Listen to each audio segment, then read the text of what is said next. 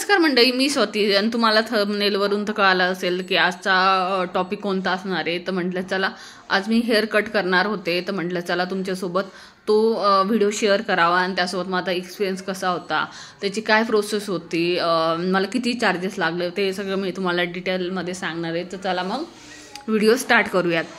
So सर्वात आधी त्यांनी माझे केस हलक्या हाताने वॉश केले, कारण विंटर असल्यामुळे ना आपलं स्काल्प जो असतो ना तो क्लीन ठेवणं खूप जास्त गरजेचं असतं।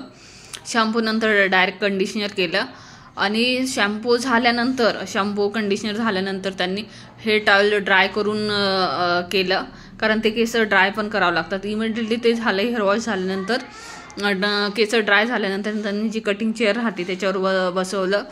मग ते जे स्टायलिस्ट होतं ना त्याने छोटे छोटे पार्ट्स करून हेअर सेक्शन केलेत आणि आता हे ॲक्च्युअल हेअर कटिंगची सुरुवात झाली होती। तर जे स्टायलिस्टने ना माझ्या हेअर लेंथनुसार फ्रंटला स्मॉल लेयर्स आणि बॅकला लॉंग फिदर लेयर्स दिल्या।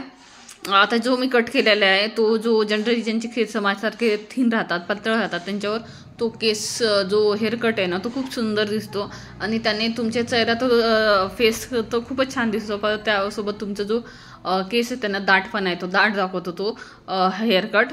आता कट झाल्यानंतर त्यांनी ब्लो ड्राय हा मोस्ट इम्पॉर्टंट स्टेप आहे। राऊंड ब्रशने त्यांनी प्रत्येक लेअरला शेप दिला आहे आणि हेच फेदर इफेक्टला लिफ्ट देतं। फक्त कट नाही, ब्लो ड्रायमुळे ब्युटी दिसते। आणि असा होता माझा final look. My hair feels light, bouncy and super soft, natural volume दिसतोय आणि शेप खूप सुंदर बसला आहे। आता मी जो कट केला आहे ना तो सांगते। तर जनरली मी केलेला आहे फिदर कट, जो की खूप छान दिसतोय माझ्या याच्यावर। तर तुम्ही जर करणार असेल ना तर मी तुम्हाला काही टिप्स सांगू शकते। जनरली हेअर क्लीन करा तुमचे, फेस शेप तुमचा फेस जो शेप आहे तो स्टायलिस्टला सांगा, सॉफ्ट लेयर्स पाहिजेत असं क्लिअर सांगा, ब्लो ड्राय स्किप करू नका, थिन हेअर असेल तर हलकी लेअर सर्वोत्तम आहे। तुम्हाला हा एक्सपिरियन्स आवडला असेल तर लाईक करा आणि आणखीन कंटेंट पाहायचं असेल तर माझ्या चॅनलला सबस्क्राईब करा।